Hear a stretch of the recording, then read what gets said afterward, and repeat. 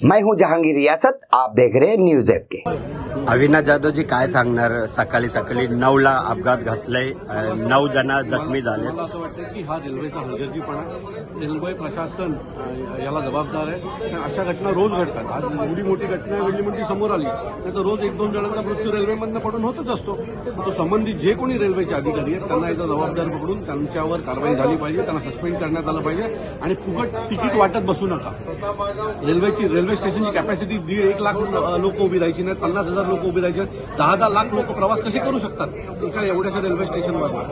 तो माझं मत आहे जेवढी संख्या प्रवास करू शकते तेवढ्याच तिकीट आणि पासेसचं वाटप करा, नाहीतर किमान रेल्वेची संख्या वाढवा आणि त्याची जी साईज आहे प्लॅटफॉर्मची ती वाढवा. जसं तुम्ही बघितलं की खूप तो ट्रॅक पण खूप गोल गोल आहे, वाकला आणि त्याच्यामुळे ते एकमेकांना प्रवासी ट्रेन घासून त्यातून तो अपघात झालेला आहे. आणि सेंट्रल रेल्वे याच्यामध्ये किती संपूर्ण जबाबदारी ही रेल्वेची आहे. रेल्वेच्याच फालतुगिरीपणामुळे या घटना घडतात.